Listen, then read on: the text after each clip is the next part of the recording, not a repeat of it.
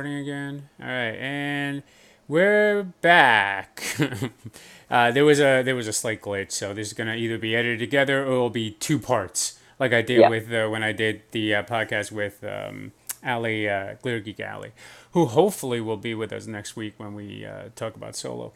I mean, we're gonna talk about Solo too, but for the next half hour or so, we'll actually cover a little bit of Solo in the future, but not just the future, but we're going to talk about the rumors of the Kenobi movie. Yeah. But I forgot what we were saying. Don't worry about that. Just Don't worry about anything we were saying because we need to move forward anyway. I think so. We've been there. There have been some. We've heard of reviews of the movie Solo.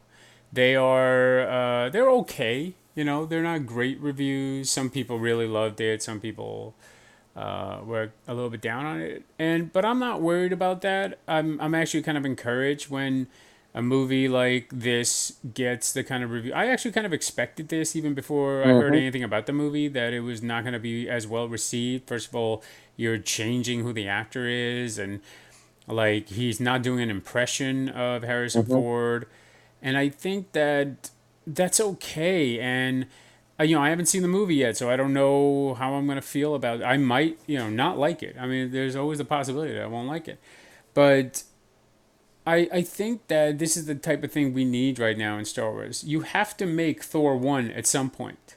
Like hmm Star Wars has to do that at some point. You have to go for broke and make a movie that people maybe didn't want.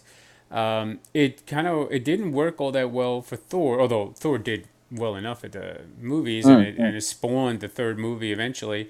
That was great, but you need to do this if you're gonna go down the line later on of making movies with other characters from the original trilogy and expand their roles. Like I know Kathleen Kennedy just said that she would love to do a Lando movie, which I think is Yeah, a good that's right. idea.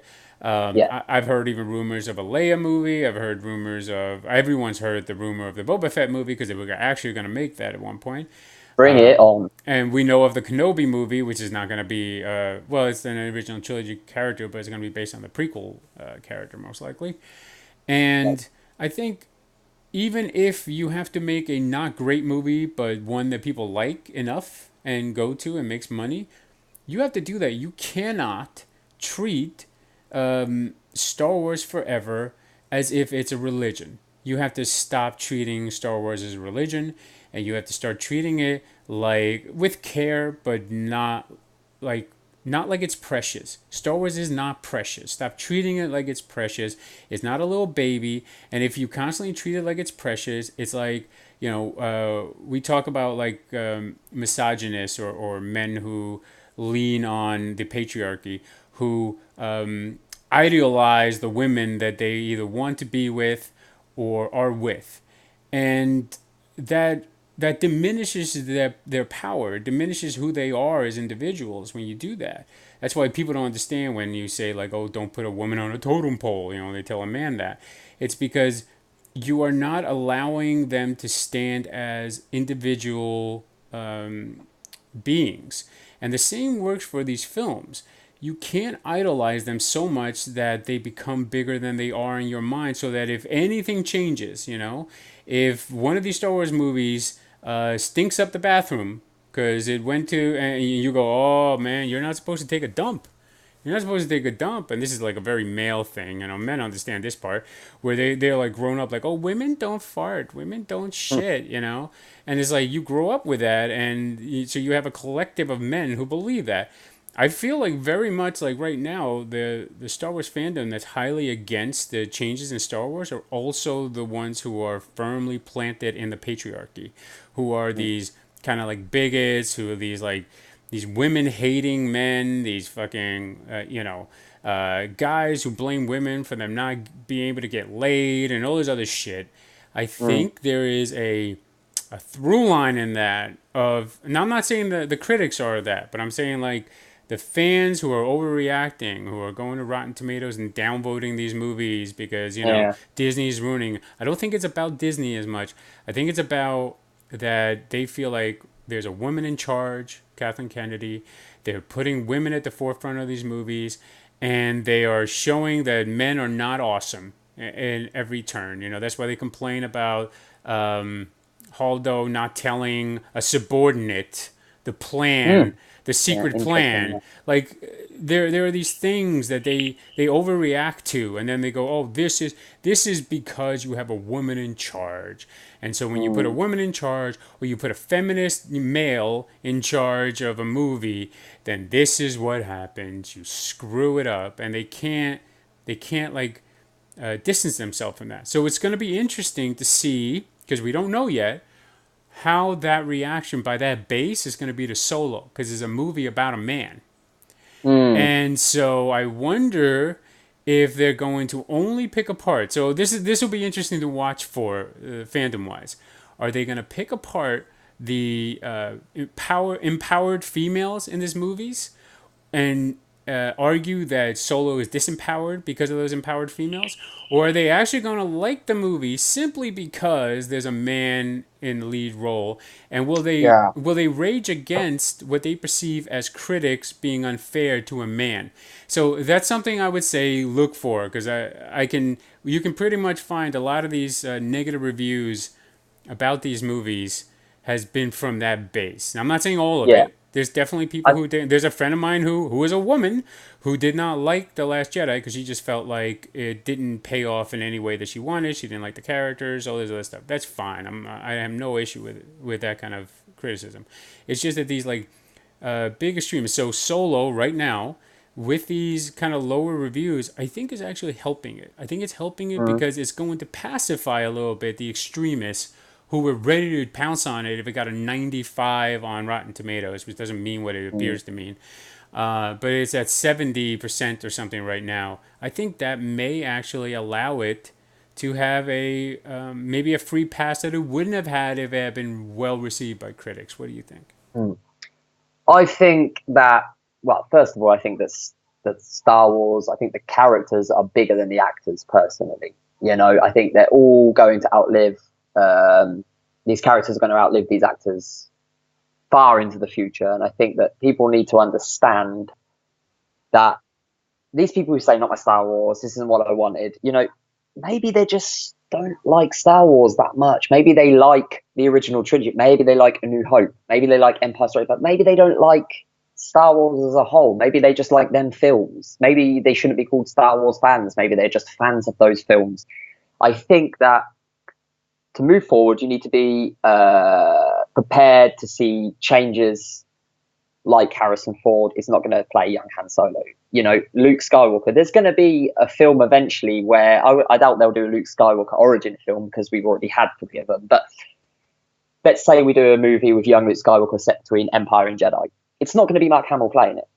But that story has a lot of potential. And I think people need to understand Yeah. that if the story's worth telling, they are going to recast for it. And I think that this first start here with Alden Ehrenreich, however you say it, being Han Solo is a good start, because if people are going to not accept it, they're going to not accept it. They're not going to enjoy it. They're bound for negativity about everything. But if you're one of these people who's like, I just want to see good stories and I want to see Star Wars movies, then I think you're going to enjoy it. And obviously, from what the reviews are saying, and this isn't a spoiler, the Han Solo film sets up more adventures. Kathy said it herself that there's going to be more adventures, and Lando will hopefully be one of them. Um, the reviews, honestly, they never affect how I'm going to perceive the film, because I judge the film for myself. So it's like these reviews give me an idea of what other people think about the film. I read Jason Ward from Making Star Wars. I read his review and I really enjoyed his review because it was very it's not spoiler, but it gives you an idea of the sense, the tone of the film, what happens in the film, what works, what kind of doesn't. And I can't wait to see it for myself and say, all right, he rocks it as Han Solo. And everything I've seen of him as Han Solo, and I just think he looks brilliant. He's not going to sound the same. It's years before. Nobody, I don't sound the same like I did 6 years ago. You know, I'm not the same person I was 6 years ago. Certainly not. And events in my life are what affect me, yourself as well, and anybody. They change a person. Your life changes because of the events in your life. So I'm really interested to see a movie about a guy who is a good guy. He's just on the wrong side of things, isn't he? You know, he's a smuggler, he's a bit of a criminal, he's a bit of a gangster in a way, a bit of a cowboy. But I'm interested to see where he come from, and interested to see the early adventures in his life that shaped him. And obviously, I want to see more. I probably want to see more. And I just think that people need to accept that Star Wars is bigger than it was. It's, you know, it's not been 3 movies for over a decade now. We've had the prequels, we've had the Clone Wars TV series, we've had Rebels, we've had new films. It's not what it was. It never will be. And if you can't accept that, then maybe you should just watch the movie, and if you enjoy it, you enjoy it. If you don't, then it's not. Yeah, and there's nothing wrong with moving on either, because like I like the Harry Potter movies. I watched the most recent one that came out, the Fantastic Beasts movie, and I didn't like it. And so I've been seeing the trailers for the new Fantastic Beast, and I'm not like, oh, I'm going to go see that. There is 0% chance I'm going to go see that. Because it's the same filmmakers, it's the same person writing the story. Why? Like, why would I put myself through that? So, oh, and Outtread is Frozen again, which I love. Like, I just love. Look at how that looks. That is like the best look he's ever had. Oh, you're back. I didn't stop the recording this time. It was beautiful though. You had like this like really weird look on your face, so that's gonna be just frozen. You'll have to watch that at the like 11:38 mark of podcast 11:38. But yeah, I think Solo is gonna be fine. I think it's gonna be like the Thor one. I think by now people should just people should just look at the 3 movies we've already had. Yeah, they're all, let's be honest, they're all good films. Yeah, but they're all pretty great Star Wars films. Yeah, and we're lucky to have them. You know, I look at The Force Awakens and I think, wow, I love that film. Wow. We spoke about that. Then I look at Rogue One and I think, yeah, it's got issues. It's not my favorite. It's not my go-to one. I won't put it in every time. If I've got my Star Wars movies there, I'm not like, oh, Rogue One. But it's still a really good movie. And when I have a lot of fun with it. The Last Jedi is wow, it's, you know, still early days for The Last Jedi, but it's a very, very good Star Wars film. Yeah. And I'm sure Solo is going to be the same. And I'm pretty sure. And also, a lot of these movies you got to sit back on a little bit. Like, Rogue One was not ranked very high for me after I saw it. Like, and I had 3 tickets to go see it again, and I only went to see it those times because they were already bought and I had already agreed to go with people. I did not want to go see Rogue One again after I saw it the first time. And now it's, you know, in my top 5 Star Wars movies. Wow. Yeah, The Force Awakens, I loved immediately. Like, there was, and I've loved ever since. But it's actually now moved to the top of my list of favorite Star Wars movies, above Empire, above The Last Jedi, because it's just, that's the movie. If I'm going to go watch a Star Wars movie, that is the first movie that comes to mind. That's the movie I want to watch. Yeah. So we'll see where The Last Jedi really sits for me in a year or two. Same thing with Solo. Like, when people go, this is my favorite Star Wars movie now, I can't take you seriously. I'm not saying I can't take the person seriously. I can't take that judgment seriously. No. Talk to me in a year. And then, because there are people I know who liked The Force Awakens but weren't high on it. And then now 2 years later, that's their favorite Star Wars movie. Why? Because it's okay to change your mind, you know? It's like, I love the effect of the smoke that you're creating on the thing. You should just blow it. You should just blow it right in. No, but you, like, it's okay to change your mind.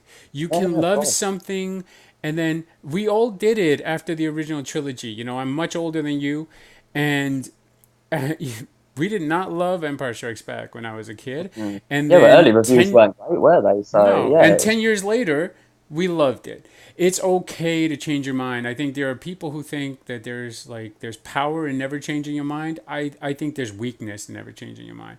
If you never change your mind, we're only human. We change, and that's the beauty, I think, of a film like Solo. Is we're going to see that in a character. We're going to see this character. He's been described as an idealist. But you meet him in A New Hope. He's not an idealist. He's the opposite. The complete opposite. Yeah, he's sitting in a cantina and he's like, you know, well, I want money for that. You know what I mean? It's like, you're going to pay me. Right. You've never heard of my ship. You're crazy. But in the what I've seen of Solo, what we've heard from the reviews, he's oh, I love that ship. Oh, I want to go on an adventure. I'm a great pilot. But he's, that the essence of his personality is Yeah. still there. But the events in his life change him, Yeah, as and you does see that in the anybody. prequels, by the way, with Anakin. You know, Yeah, he's this absolutely. Yeah. idealistic kid. Then he becomes a idealistic Jedi, but believing completely the opposite of what he used to, believe, or at least he's taken a different take on it. I think that that's why. Tragic story, isn't it? Really, it's a really Right. tragic And story. that's why if you just going back to the Last Jedi, if you go and you meet Luke and he's Luke exactly from the Return of the Jedi or exactly from A New Hope, that doesn't it makes no sense. He's not even the exact same Luke 3 years later in Empire. Like it's so whatever. Solo, I have a lot of confidence about at least enjoying it. So Yeah. let's talk about this other rumor, the Kenobi movie Ah, rumors yeah. that a lot of people have been picking up on. It's been rumored for a Been long rumored for time that they were going a to long do it. time. Yeah. Yeah. Yeah. Even before I think we heard about the Bounty Hunter movie or Boba Fett movie, there was rumors of a Kenobi movie, and people have always been expecting that to be the next movie. It does sound like right now, and there are people who have, confirmed contacts within Lucasfilm who have said that they have moved into pre-production on Kenobi. And we don't know exactly what the story is going to be, but certain people have heard that it's like a nomad type movie. It's Mm. more like Logan. It's not going to be it's maybe going to be contained in one area. Maybe it's all going to happen on Tatooine. We're not really sure yet if that's No. accurate, but that's what people are And, surmising. and I'll just add in there because TMZ, uh, see, Fantha Tracks, who is owned by the previous guys who done Jedi News, that's Mark Newbold, Brian Cameron, those guys, they do Fantha Tracks now. They got some pretty solid sources, and they were the ones who first rumored it about a week or two ago now. TMZ have claimed that they have sources and they've seen documents of the Solo movie. The exact translation of the plot of that film that they say they've Yeah. seen is the Kenobi novel by John Jackson Yeah, Miller. yeah, yeah. So that I don't believe none of that at all. And I'm yeah, not saying that that's okay. I want to say no, about the yeah, TMZ thing. They may be accurate about maybe a general idea behind it, but yeah, I don't. I think TMZ was given like I think they have a source. I think that source gave them like a general idea of what it could be about, yeah, yeah. and wrote it in this way that they just copy and pasted into the Hmm. article, and which was like a guy just saying to another guy like, hey, yeah, it's gonna be this, gonna be that, whatever. And you're like, Yep. what? Now for them to go into the expanded universe and do something like that, It's not that's new. They've done it a lot for yeah, Rebels. so they Rebels could is do full of that. Yeah, expanded so universe don't. references. And I actually think it's a good idea to do that. I think because it Yeah, worked. Like anytime it if it, works, do yeah, it. yeah, absolutely, I agree. And I think I don't really have any expectations. It's weird because I do have expectations for the sequel trilogy. I didn't have expectations for Rogue One, and I ended up enjoying it. I didn't have any expectations for Solo, and I'm sure I'm going to end up enjoying it. And I don't really have any expectations for Kenobi. I'm sure I'll end up enjoying it. Will Ewan come back and do it? He wants to.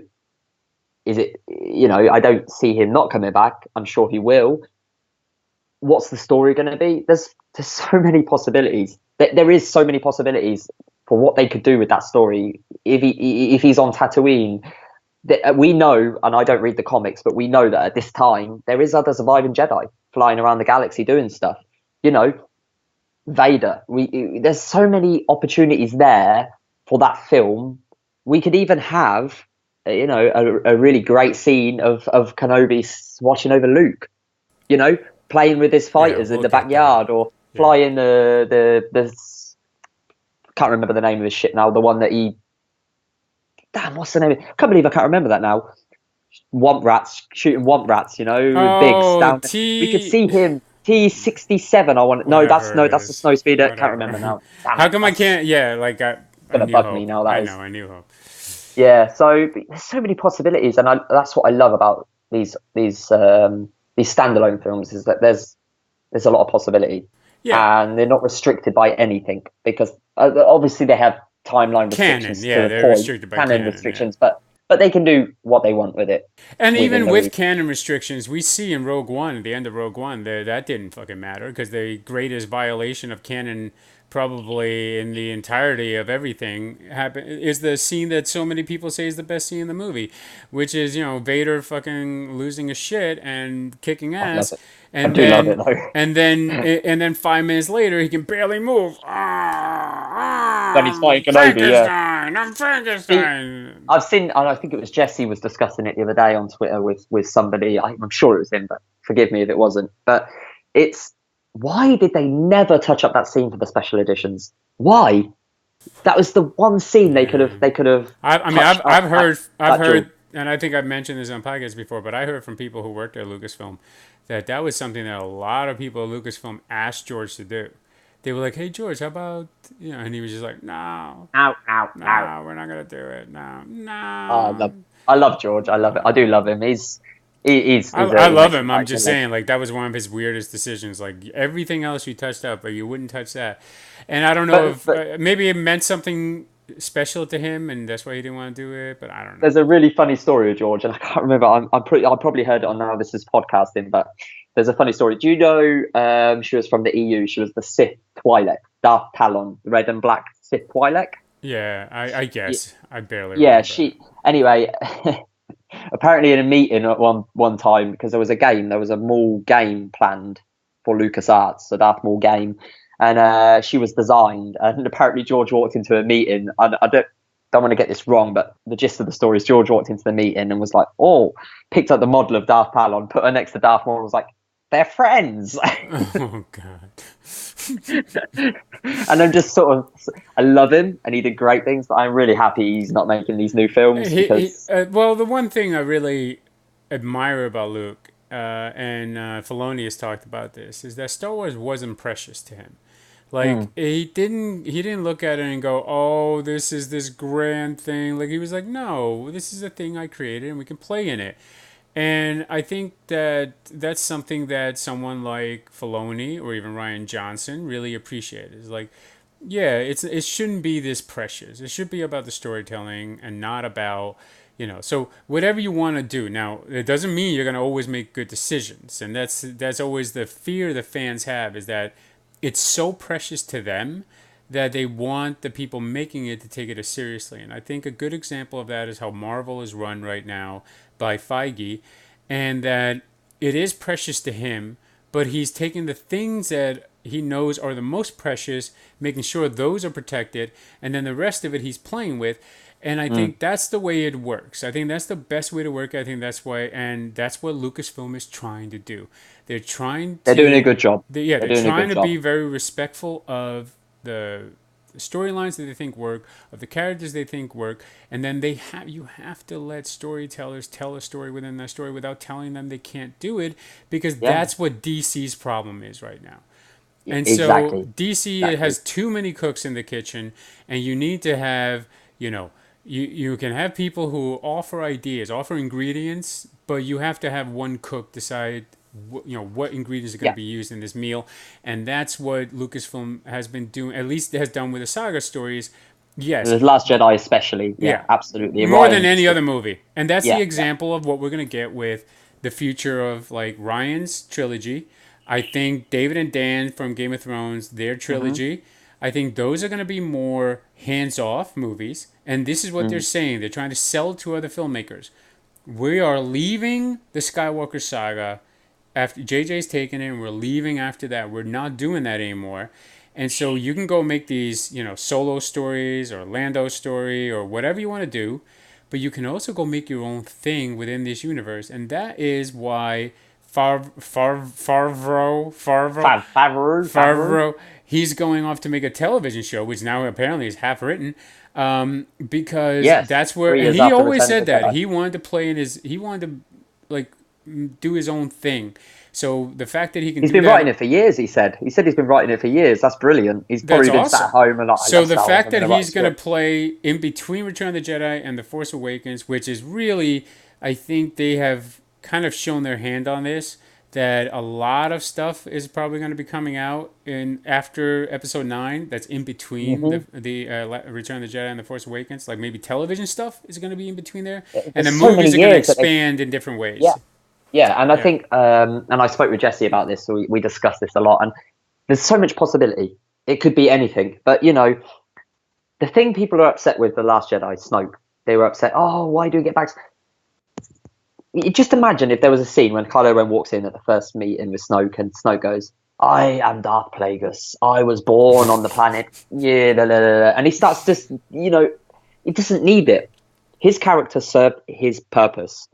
But there's so much potential for him to show up in a live action Oh TV series. yeah, of And course. Favreau even said, and we know Favreau with Jungle Book and The Lion King, it's live action, but it's a lot of mocap, a lot of this. And I even mentioned to Jesse, what if Serkis ends up taking like an executive producer role on the series and ends up playing as Snoke, but brings in his mocap studio?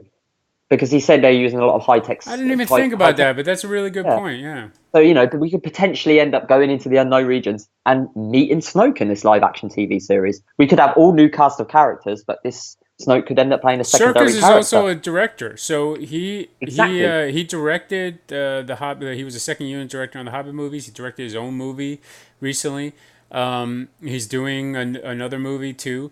So I don't I don't see why he couldn't even be like one of the directors on the show.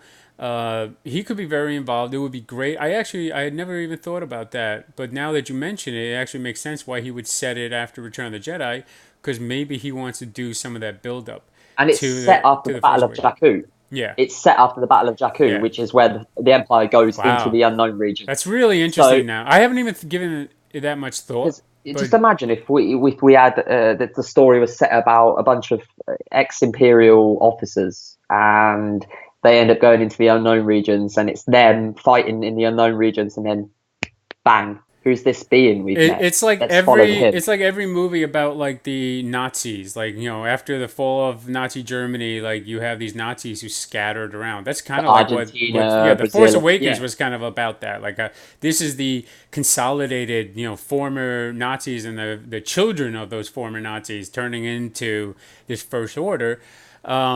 So basically, what happens after that is the build up to that. So yes, we're going to see former Imperials. You're going to see spying. You're going to see like probably so much possibility. people infiltrating into government and like trying to like break it up from within and all this other stuff. Yeah, Yeah, yeah. you have tons of material right there.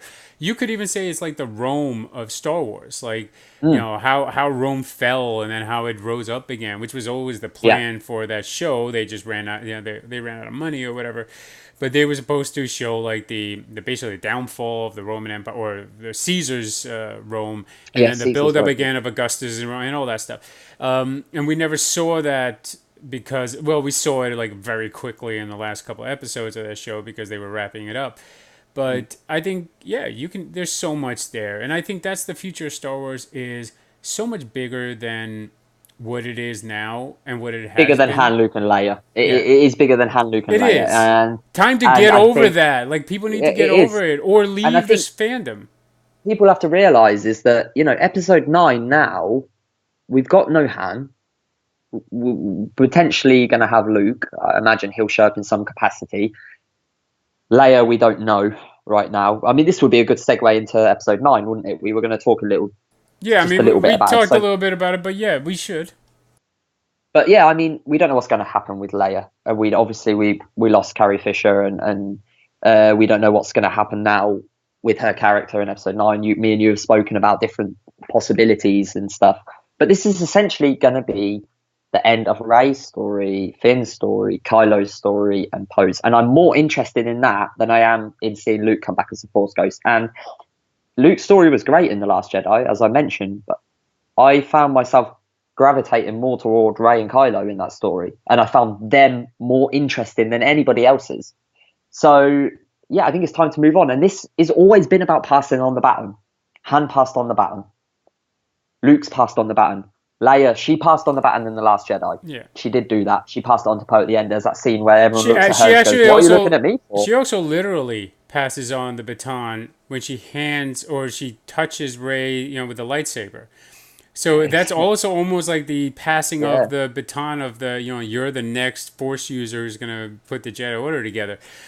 And yeah, so yeah, there are all these elements already in The Last Jedi, which means you could technically make Episode 9 without Leia, even though they have big plans for her. You could do it without her, or you could do with her, but just not show her. yeah, exactly. Yeah, You could just act as if she's still alive somewhere else, and this is the story just focusing on this elements. It would be difficult, but they could do it. I just yeah, think of that course. at this point, everyone knows that Carrie Fisher is gone. So whatever you do will be a bonus, and you don't have to do too much. You don't Yeah, have to bring her back and put her in every scene. You don't have to do any of that stuff. So I think that there are ways to do it. I think they will actually announce before the movie comes out what they plan to do. yeah. I think so. That If we'll it's get some small, form of yeah, announcement. Yeah. What do you think JJ's going to do? Because JJ's never really done anything like this before, and we spoke about this the other day, didn't we? And I said that I'm actually more excited than I am nervous because JJ's never done anything like this before, yeah. and this is a real big thing, and this is a Well, we different. have an example of this. Okay, him doing something like this, but not this, is when he made the second Star Trek movie. When he made the second Star Trek movie, which I didn't love, but going back to it a second time, I liked it more than I did the first time. Mhm, mhm. But I watched the DVD or listened to the DVD commentary, and he talked about how they learned a big lesson making that movie. And then I watched interviews with him where he expanded on that, which was they learned don't ever go into a movie without knowing exactly what you want to do. And they actually Yeah, started making that movie before they had finished all the ideas to yeah. it, and that's why it feels kind of rushed at the end because that's kind of how they made it. And we actually see another example of that, which is the Hobbit movies. The second and third Mm, Hobbit movies were conceptualized on the fly. And yeah, so yeah. they were just like, oh, we'll do this, we'll do that. And that's why And I those think movies I feel that mentioned this way. on the last podcast or the podcast before that if you watch the commentary for the Desolation of Smaug, uh, they literally finished that movie and sent it to Warner Bros. And in the behind the scenes footage, you see them working day and night in the studio, finalizing Smaug's digital effects. And Peter Jackson's like, "We got to get this done because it's got to go. They're Yeah, calling us now from Hollywood. They want it now." it's And insane. and the film shows. Unfortunately, the film's a mess. Yeah, And the end of the film is, yeah, it's a mess. The film, and I think what's good, and I think people should take a positive note, is JJ's already got a script, and he even said that doesn't yeah, happen very often. They've already got a script. yeah, They've had a script for about a month now. yeah. So, and he's writing it with Chris Terrio, who I don't have a lot of knowledge about. I know he won an Oscar for Argo. He I mean, was a he's screenwriter on Batman vs Superman and Justice League. So, here's the thing. Chris Terrio, if he wasn't writing with JJ, I would be like, what does he uh, know? What does he know about like what is his proven like the Argo thing? He also wrote it with what's his face, or made it with Ben Affleck. So yeah, I think that's why he got the the DC Oscar, yeah. job because no, I mean the DC job. He got the DC Mm, job mm. because of that. He was that close Ben with the was guy. involved with that Yeah. as well, wasn't he? So, So I don't put much stock in the DC aspect of it. There's so many writers on those movies anyway. So mm, it's like there are a lot of cooks in that kitchen, and you can't get too serious about that. But it's like blaming Carrie Fisher for the Phantom Menace. I mean, she was one of many writers. She's just not credited on that because there were mm. so many writers. Like George gets credit on that movie because he was the main writer, but they had a Yeah, yeah. lot of script doctors on that movie. A lot, like maybe more than 10 script doctors on the Phantom Mm. Menace. And so and the same thing with A New Hope. There's Oh yeah, that was, a yeah, lot of that people who was. wrote that movie. So this happens in Hollywood all the time, and then he maybe just came in and had the most input at the end, and that's why he's known to have written on that movie. But also, DC movies are made in a mass committee, and I just don't think that you can blame him for that. No. But I'm encouraged because JJ's involved, and Yes. everything JJ's ever made, even the things that I didn't love, I liked enough, and so now he has two movies of setup to not screw this up. And I don't think that Episode 9 has to be the best Star Wars movie. I don't even think it has to be the best sequel trilogy movie. I think it just has to be good. And as long Yeah. as it's good and it ends on a satisfying way, That's good enough. Be happy with that. Just like Return of the Jedi. The third movie doesn't have to be the best movie. It doesn't have to be Return of the King. Although I don't think Return of the King is the best of the Lord of No, the but it Rings is. movies, Yeah, but a it's lot of people think so, and it won the Oscars and all that. I yeah, think, but I think it if you can make a Return of the King, great. But I think if you just make a Return of the Jedi level of good, awesome. yeah, And I don't see and I how think he will. JJ. Yeah, JJ can't. He's not gonna fuck this up. No, He is not gonna fuck this up. He's gonna get it right. And Outshot is again frozen, and again with a most peculiar face, and I think that that's really interesting. Like it's almost like he has, like he's back. All I'm right, back. I'm back. I'm back. sorry. Yeah, I you I again had a very fun face. I can't wait. That was at 35 minutes of this I podcast. Go look change. at it. Of the second part of the Yeah. podcast, I should say, an hour and 5 minutes in. All right, let's Yeah, we. what was I? Well, I was just going to say something about like Daisy's reaction when she found out JJ Oh was yeah, doing she was nine. really They happy. said they phoned each other and they were crying both down the phone to each other. I think Yeah. JJ's strongest point is character, and if I love those characters like I do, those characters feel like they've been a part of the saga for years and years and years, and they haven't. Even 2015, we were his into. even his garbage movie, not garbage. It was okay. Super 8. The only thing he really got right was the characters, and then like the Hmm. plot. And he's even talked about that. Like they went into that with two different scripts and tried to combine them and all that stuff, and that's why that movie's a mess. But the characters are fun, and in fact, Stranger Things is essentially just Super 8, just Yeah, like but just with better storytelling. better And storytelling. Yeah. and yeah, so they just went in. They were like, "Oh, we." Those guys even talked about the fact that they loved the characters in Super 8, and that's kind of like was a part of an inspiration for Stranger Things. And so, I think he's gonna do fine. He's gonna introduce new characters. I think we're actually gonna see maybe Ray with a Padawan or Hmm. something to that effect, like if they'll call it a Padawan or whatever. And Yeah. I think that there's gonna be it's gonna be a fun movie, and I don't even want to speculate too much until we start getting some information. We'll get some Yeah. leaks down Yeah. the line, and although they plugged the leaks really well over there, Yeah. so it's gotten more difficult to find out anything over there.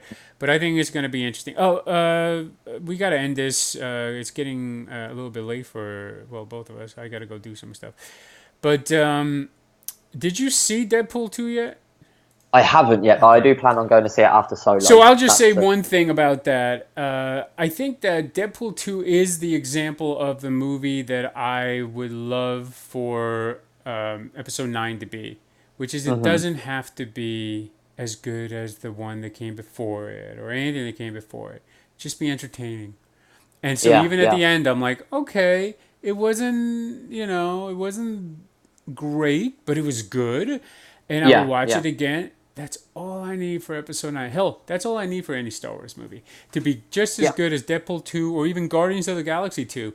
Maybe, I mean, I would say Deadpool 2 is better than Guardians of the Galaxy 2. But even so, as long as you don't do what Guardians of the Galaxy 2 did at the end, which is like it feels like a different movie. It feels like you Mhm. built up this whole thing and at the end is like massive action for too long. And I feel like that's not the movie you were developing. And if you look at Empire Strikes Back, like what they did was they put all the big action at front, and then the movie Yeah. is consistent in the rest of it. It is Yes. all very small personal fights. That's kind of what I was hoping they were going to do. While I was watching Guardians of the Galaxy 2, I was hoping like, oh, I hope it gets to this point. And Deadpool 2 is very consistent in its storytelling. At least it's just not as great as the first. But then how can it be when the first was such an explosive thing? This Yeah. It was different kind of a thing. big thing, wasn't it? It was its first of its kind of Surprise, kind. yeah. Yeah. It's kind of like a New Yeah. Hope kind of thing. And I Yeah. think maybe in time, maybe I'll like Deadpool 2 more. I don't know. But so I think when you see it, you'll see what I mean. And maybe I you'll do like it intend on more. seeing it. Yeah. Yeah. Yeah. I do want to go and see All it right. because I We, enjoyed the we, first. we were going to talk about a couple other things, but we've actually gone long because we digressed too much. Yeah. So we'll cover some things later. But next week, hopefully, as long as we can get everybody Hopefully. Yeah. together, we're going to try Yeah. to get Jesse Fingers on crossed. here. Fingers. We're going to try to get Ali on if we can. And we're going to be talking about Solo. And we will hopefully all have seen Solo by that point. And then we'll talk spoilers, and we'll talk how we felt about it, and hopefully we'll all Yeah, like it. That'll be awesome. fingers fingers crossed we can get that sorted. All right, bro. Awesome. All right, man. Thanks for doing the podcast again, Yeah, thanks for having me again. and hopefully more than two people will listen/watch.